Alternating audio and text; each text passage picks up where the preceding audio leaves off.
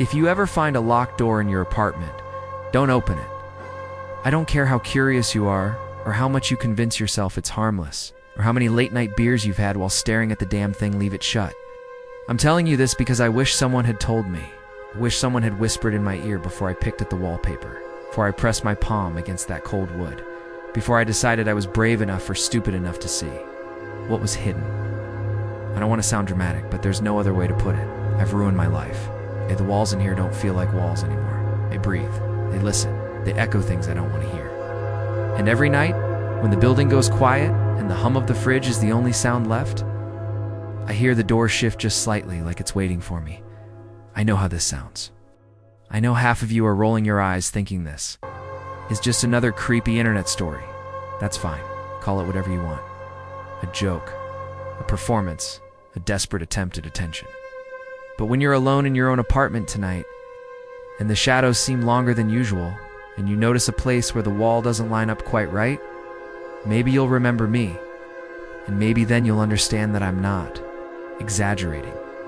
What's behind the door isn't just a room, isn't just some dusty storage space a landlord forgot to mention. Something else, something that feels alive, something that's been waiting long before I moved in, long before this building was even here, and I opened it. God help me, I opened it. There are things I can't explain without sounding insane, but I'll try anyway, because I don't think I have much time left. My reflection doesn't follow me anymore, not always. I turn my head in the bathroom mirror, and for half a second, it doesn't move. It smiles when I don't. And sometimes I hear my own voice whispering from the hallway. Even when I haven't said a word, I know what you're thinking. Why not just leave? Why not pack up? Find another apartment. Start fresh. Trust me, I've thought about it. But here's the problem: wherever I go, the door goes too. It's like a stain that follows me, reappearing in places it shouldn't exist. I saw it last week in the stairwell at work. Just a faint outline in the concrete wall, but I knew it was waiting. You'd think you'd be stronger than me? Smarter than me? You'd think you'd walk away? Call the cops. Move across the country. Maybe you would. Or maybe you'd do what I did.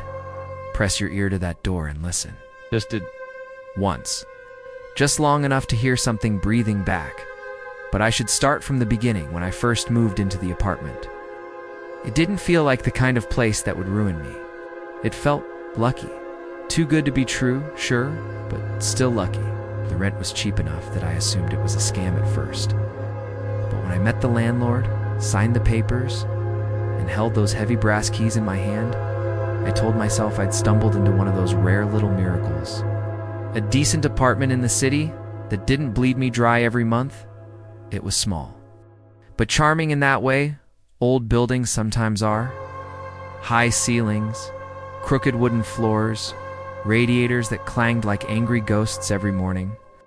There was a faint smell of dust and something metallic, but I figured that was just age.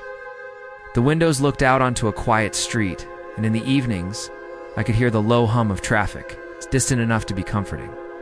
I remember running my hand along the doorframe the first day, telling myself, this could be home. The neighbors seemed harmless enough. Directly across the hall was an older woman named Mrs. K. She had a soft, quavering voice and smelled faintly of lavender and cigarettes. She welcomed me with a tin of cookies oatmeal. Rosananne warned me, with a tight smile, that the building gets loud at night. When I asked what she meant, she just waved her hand and said, old pipes. Don't worry yourself. Downstairs lived a younger guy named Eric, who worked nights at some bar I'd never caught the name of. He had the kind of tired eyes that suggested he'd seen too many closing shifts and too many fights over spilled drinks. The first time we crossed paths, he looked like he wanted to say something. His mouth opened, then shut again, but all he managed was a half-hearted wave before slipping into his apartment. I told myself he was just shy. There were others I glimpsed in passing. A woman with a dog that barked at every shadow. A man who always seemed to be carrying grocery bags, even when it was midnight. They all smiled, nodded, muttered polite greetings. But there was a stiffness to it, a kind of tension I couldn't put my finger on. At the time, I brushed it off. City people mind their own business. That's what I told myself. Unpacking was tedious, but satisfying. I stacked my books in uneven piles along the wall, lined up dishes in the creaky kitchen cabinets, pushed my sagging couch into the corner. Every step of the process carried a kind of ritualistic comfort, the act of making a space your own. It was only when I started hanging a picture above the couch that I noticed something odd. The wall didn't feel right. Not soft, not weak, but hollow. The sound my knuckles made when I tapped it was different than the other walls. I frowned, tapped again, then shrugged. Old buildings, right? They're full of quirks, strange noises, uneven plaster, secret histories. But that wasn't the only thing. As I moved from room to room, I began noticing subtle inconsistencies. One corner where the paint seemed fresher than the rest. A patch of wallpaper slightly misaligned. A faint seam along the baseboard that looked less like repair work and more like concealment. I told myself I was being paranoid, that I'd watched too many horror movies during the moving process. Still, I couldn't shake the feeling that the apartment wasn't quite finished, or maybe that it was hiding something. I laughed it off, tossed an empty box aside, and promised myself I'd stop overthinking. But the thought lingered, stubborn as a splinter. Walls don't sound hollow for no reason. Asterisk a few days after settling in, I decided to rearrange the living room. It wasn't anything major, just shifting the couch to face the window, moving a bookshelf into the corner. I was trying to make the space feel less like a stranger's apartment and more like mine. But as I dragged the couch away from the wall, I noticed something that made me stop mid-step. The floor dipped. Not enough to trip over, but enough that the wooden boards tilted slightly downward, as if they were sloping towards something hidden. Beneath, I crouched, ran my hand along the edge, and told myself it was just an old building quirk. Still, it didn't sit right. When I pushed the bookshelf aside, the feeling deepened. There was a faint outline on the wall, a thin rectangular impression just barely visible under the faded wallpaper.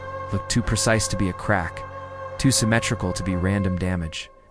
My first thought was that it was some kind of maintenance hatch, but why would anyone cover it with wallpaper? I knocked on it, softly at first, then harder. The sound was wrong, hollow, echoing, like there was empty space behind it. The rest of the wall gave a reassuring, solid thud, but this section sounded like knocking on a drum.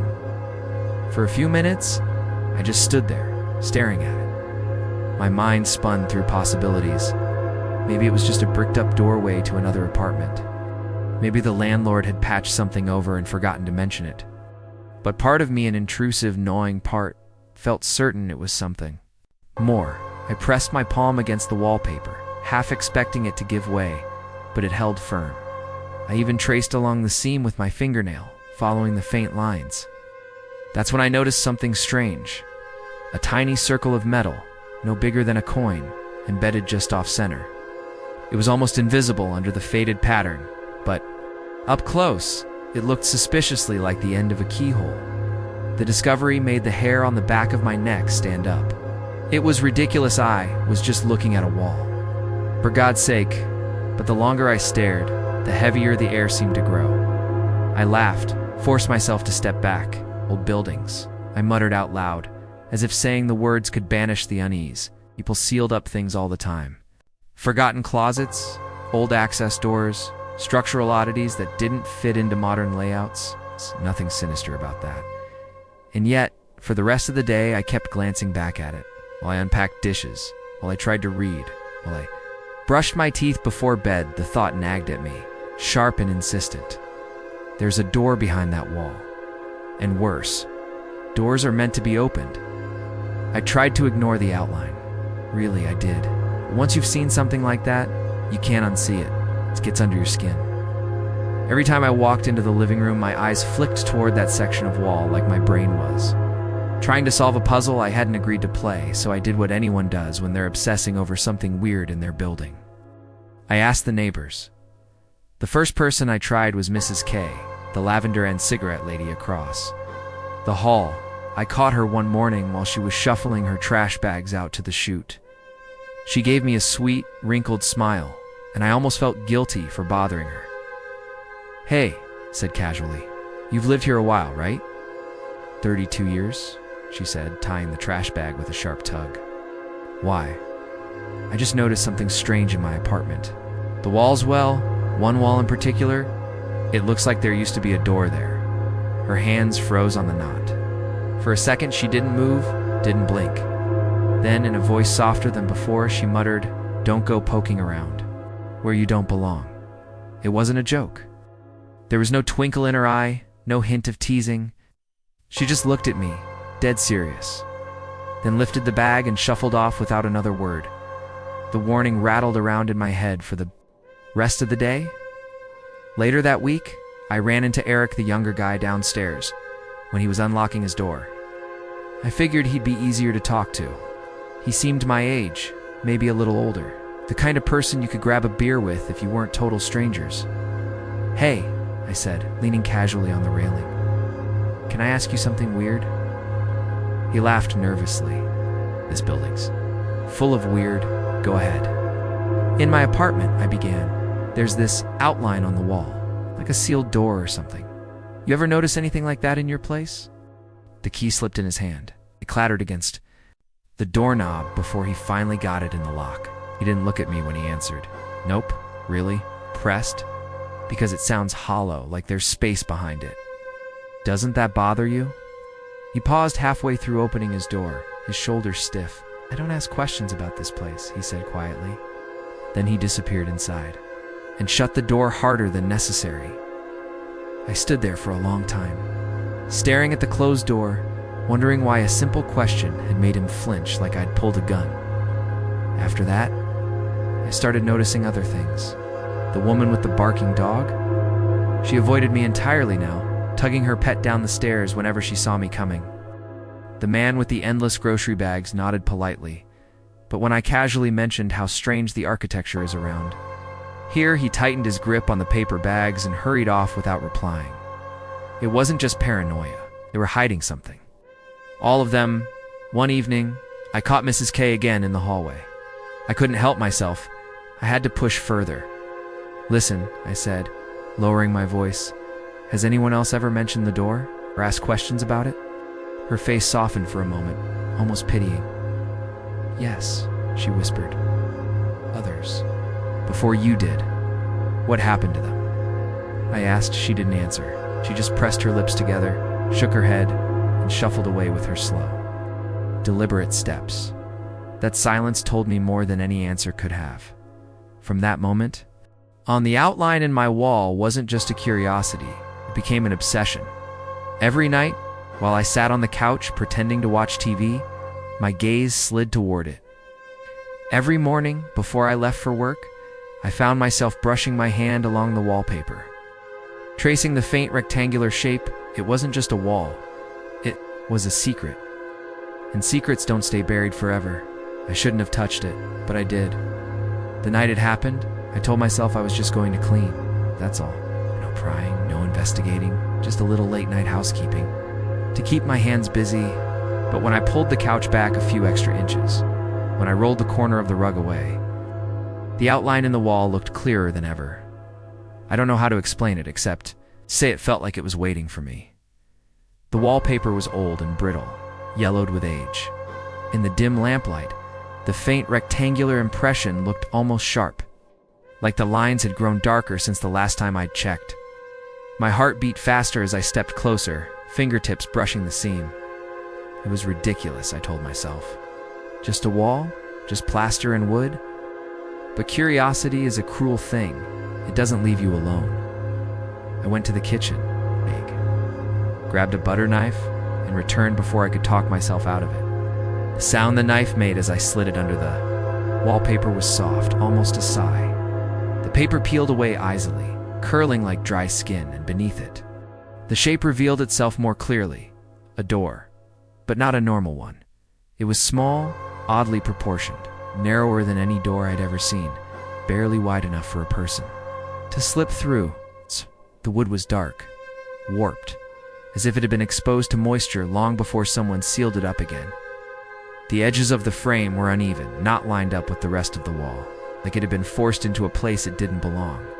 And then there was the keyhole, up close. It was undeniable, a circular notch, rusted around the edges.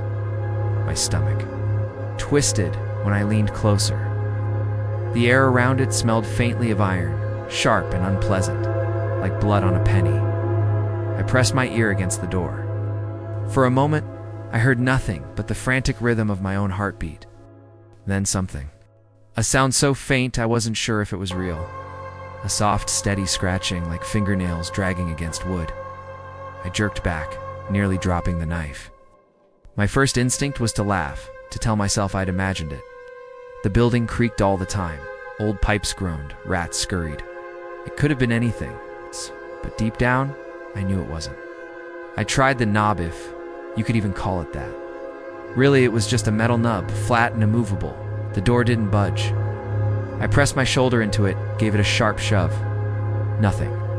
It was locked tight, sealed as if it hadn't been opened in decades. And yet, it felt alive.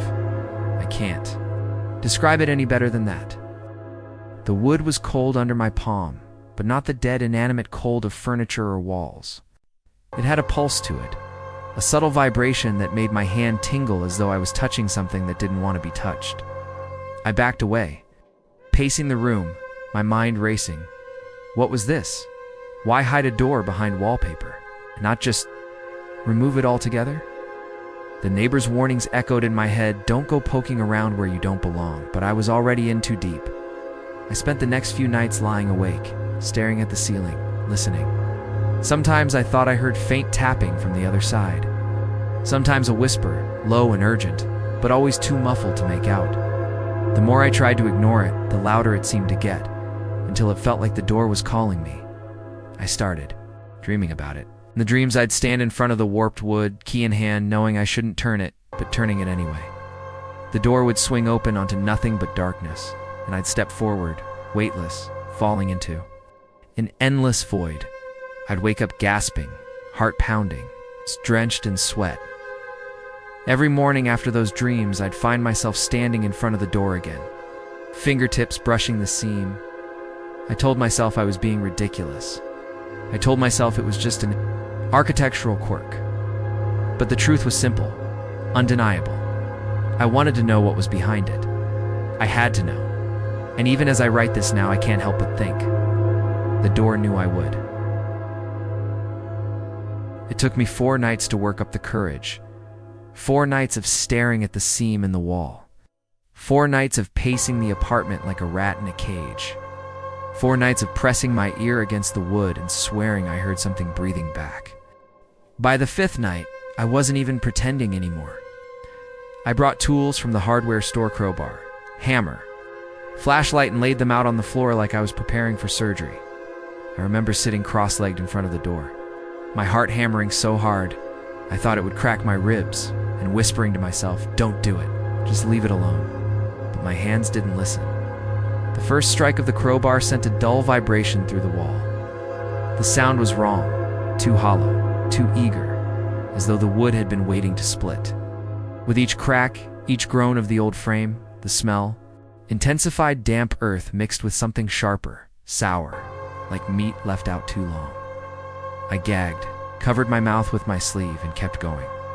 When the door finally gave way, the wallpaper tore in a jagged strip, and a gust of stale air rushed into the room. It was cold, and naturally cold, the kind that settles deep in your bones.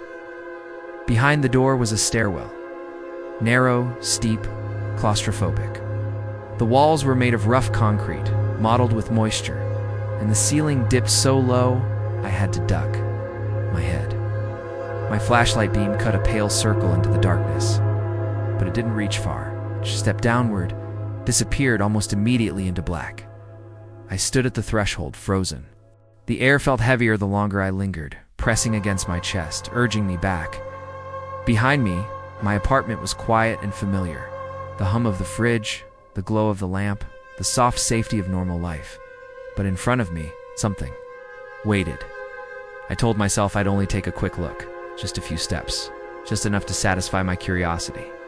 Then I'd come back up, shut the door, and forget I'd ever found it. The first step creaked under my weight. The sound echoed unnaturally, bouncing down the stairwell in a way that made it seem much deeper than it looked. Another step then. Another. The smell grew stronger, and with it came a faint, rhythmic sound. Scratching. Not loud, not frantic, steady, deliberate. Like nails dragging along concrete somewhere below. I paused, my flashlight trembling in my hand. "Hello?" I called out, though my voice cracked halfway through. The word hung in the air before being swallowed by the dark. No response. Only the scratching. I kept going. The walls narrowed, brushing my shoulders as I descended. Dampness dripped from somewhere above, splattering onto my hair and neck, cold enough to make me flinch. The air was thick, heavy with mildew, and every breath felt like inhaling through wet cloth. Halfway down, I thought I felt something brush against my leg. I yelped, swung the flashlight down, but there was nothing there, only cracked concrete. Steps, slick with moisture. My hand shook so badly I nearly dropped the light. I told myself again to turn back, but my feet kept moving. The scratching grew louder the deeper I went, till it seemed to come from all sides, above, below, inside the walls themselves. My ears strained to separate the sounds, but they overlapped into a kind of maddening rhythm. Then came the whispers. At first I thought it was just the echo of the scratching, some trick of the acoustics. But no, it was unmistakably voices, low-hushed, threading through the air like smoke. They didn't form words I could recognize, but the cadence was human, conversational even. And then, slowly, horribly, one of them did form a word, my name, clear. As day whispered right into my ear, I spun around, heart in my throat. The flashlight beam jerking wildly across the stairwell. Nobody there. It's just concrete walls, slick with condensation. But I swear I felt warm breath against my skin. I stood frozen on the steps, my chest heaving, torn between running back up to the safety of my apartment or pressing on just to prove to myself that I wasn't losing my mind. And that's when I realized the whispers weren't just echoing from below anymore. They were echoing from above, too. From the doorway I'd left open behind me, which meant whatever was down here wasn't trapped below. It could move. When my feet finally hit the bottom step, I expected a basement. It'd be dusty boxes, cobwebs, the usual abandoned building cliches. But this was something else entirely. The space opened wider than the stairwell suggested, though the ceiling remained low and oppressive. My flashlight swept over furniture that made my stomach twist. Tables, chairs, a sagging couch, bookshelves lined with yellowed volumes, all identical to what I had upstairs. My own apartment replicated perfectly, but decayed. Rotting with neglect, I took a hesitant step forward, and the smell hit me. Mildew, rot, something metallic underneath. It was like the air itself had gone stale decades ago, thick with the presence of someone or something that had been here long before me. The couch looked exactly like mine. Even the threadbare blanket tossed across it. I ran a trembling hand along the armrest. Dust puffed into the air, but beneath it, the fabric felt alive. Or at least it felt watched. Then I heard it. Hello? My voice came out weak, uncertain. And immediately I heard it again, but not my voice. Not quite. A whisper, almost identical, but off. Hello, I froze, ears straining. The sound echoed again, bouncing off the walls. Hello! I spun the flashlight around, trying to find the source. Nothing. Just the warped furniture, the walls slick with moisture. The faint sheen of something that looked disturbingly like a floor polished by hands unseen. Every step I took revealed more of this mirrored apartment, the kitchen, crumbling yet identical to mine above, a hallway lined with doors that led nowhere. Closets filled with torn clothing that matched my own patterns. It was as if someone had been living my life in secret, shadowing me perfectly, but silently. For years I couldn't even measure. I whispered my own name, almost out of disbelief. David? I said, voice cracking, though my name isn't David. The response was immediate, a whisper echoing the same cadence. David. A shiver ran down my spine. Someone or something had been here. Someone who knew my voice, knew my movements, knew the apartment itself, and somehow had been waiting. I stumbled over to one of the chairs. A book sat open on the floor, pages yellowed and brittle. I picked it up.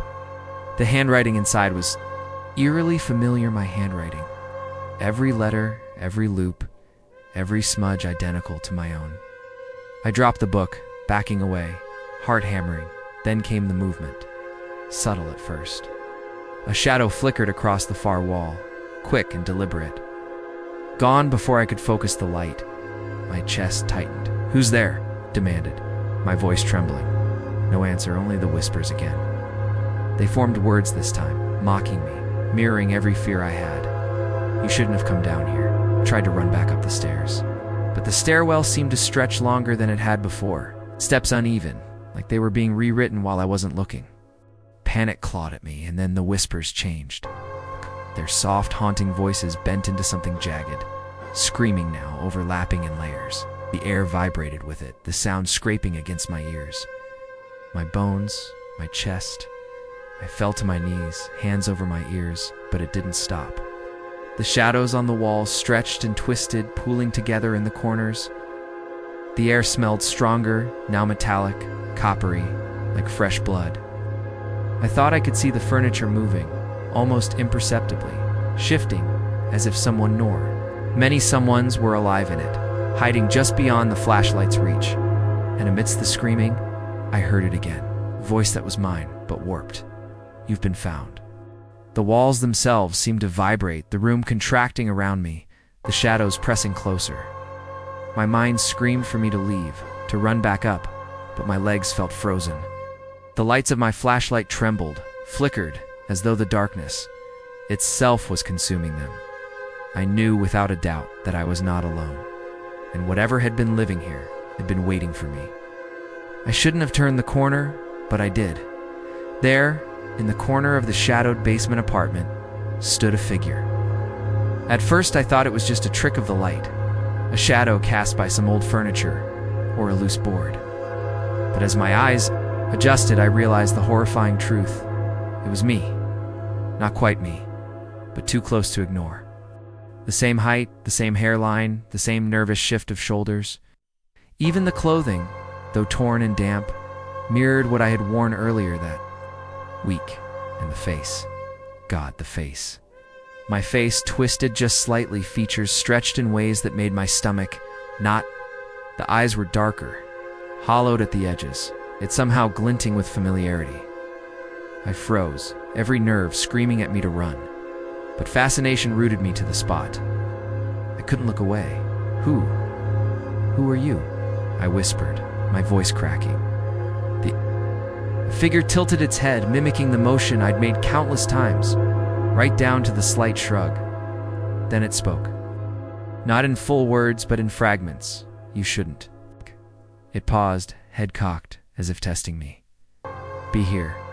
The syllables were my own voice, yet warped, drawn out, as if filtered through some cruel echo chamber. I stumbled backward a step, my flashlight swinging wildly. Its beam caught the distorted features in partial light, shadows carving deep lines into the familiar face. Why are you here?" I managed, my throat dry. The doppelganger took a slow step forward, and my stomach turned. Every movement mirrored mine, but wrong to precise, too deliberate. The air between us thickened, oppressive.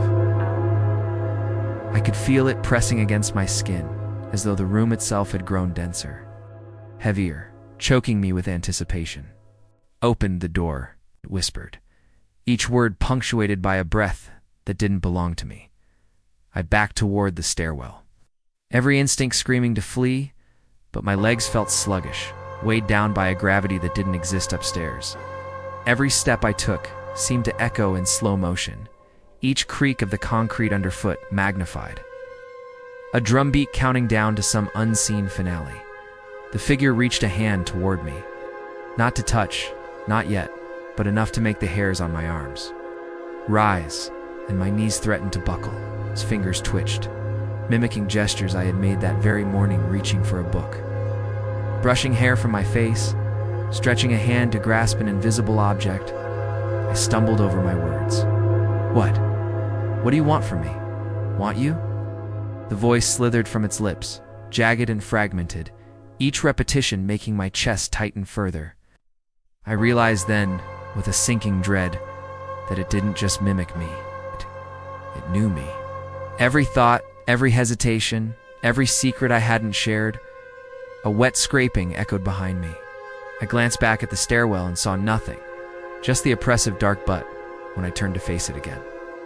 The figure was closer than it should have been. My breath hitched, raised the flashlight like a weapon, hands trembling so. Violently, the beam bounced across the walls, catching glimpses of the mirrored furniture, the decay, the oppressive shadows, and then, as I took one final step backward, the doppelganger lunged. I screamed, the beam of light scattered in every direction. I hit the floor hard, pain flaring in my shoulder. The sound of movement, a wet, dragging, impossible shuffle filled the basement. The whispers, once fractured and teasing, rose into a deafening chorus, a cacophony of my own voice repeating. Everything I had feared to say aloud, I scrambled, desperate, hands scrabbling along concrete and broken furniture. The darkness closed in, thick and suffocating, swallowing the flashlight beam. I could feel it just inches away, the cold presence pressing against my chest. The weight of familiarity twisted into something monstrous, and then silence. I woke. Up to sunlight slicing through the blinds, warm and ordinary. My first thought was relief. Thank God it had all been a dream. The door, the whispers, that thing my apartment looked just as it always had. Nothing seemed out of place. Then my foot brushed something cold on the floor. Mud, fresh mud, smeared. Across the rug in jagged streaks, my heart sank, and I scrambled out of bed, eyes scanning the room. The couch had scratches on the armrests deep, claw-like marks that hadn't been there yesterday. I ran my fingers over them, a taste of copper. On my tongue, a metallic temps that made my stomach twist. And then I saw it. The door, wide open. The morning sunlight streamed through the crack, illuminating the dark, narrow stairwell beyond. Nothing had changed, yet everything had changed. The air smelled faintly of damp earth and iron. The shadows at the edges of the room seemed thicker, like they were stretching toward me. Waiting, I laughed, bitter and shaky. Well, I muttered, forcing a grin. I guess landlords don't advertise this kind of thing, but the joke felt hollow. I couldn't shake the feeling that something had followed me back from the basement, or perhaps had never left. My apartment no longer felt like mine. It felt like a stage set for some performance I hadn't auditioned for. A trap I hadn't agreed to walk into. I checked the mirrors, my reflection safe, though I swear it hesitated before matching my movements. Every creak of the building, every faint whisper of wind against the window made me flinch.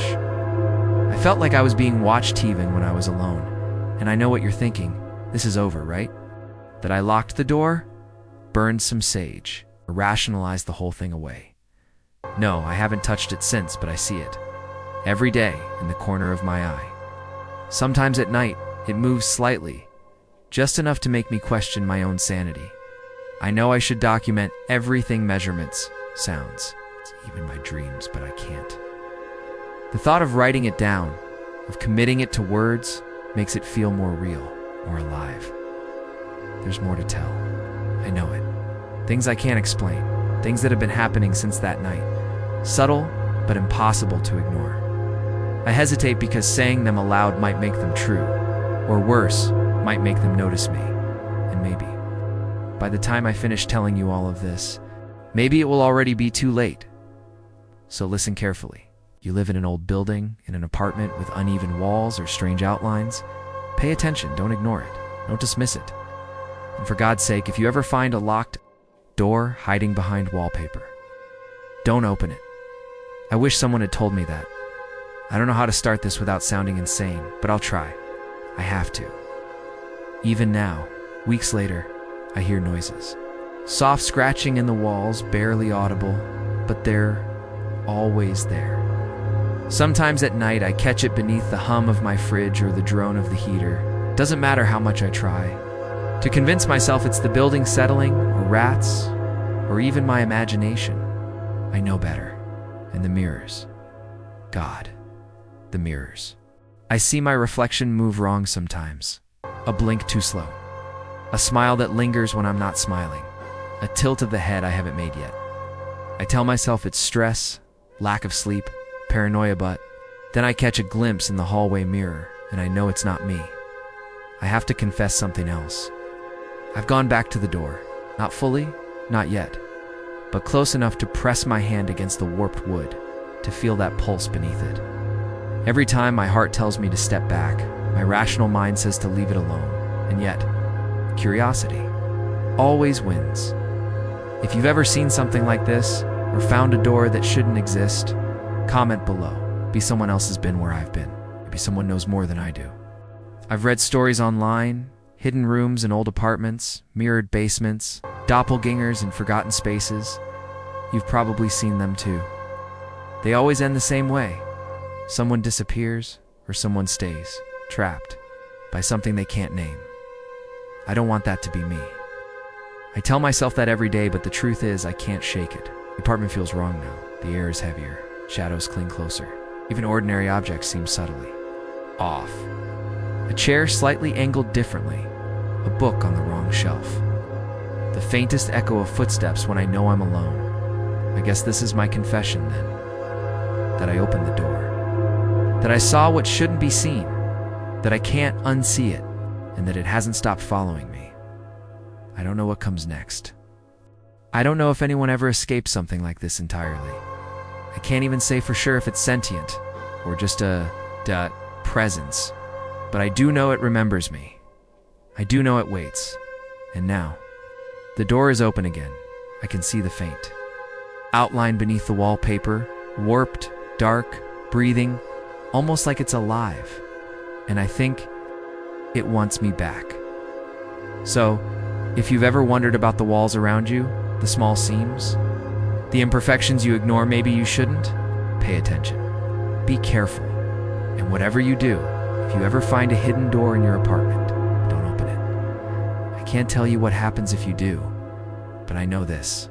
It's waiting, and it will find you one way or another.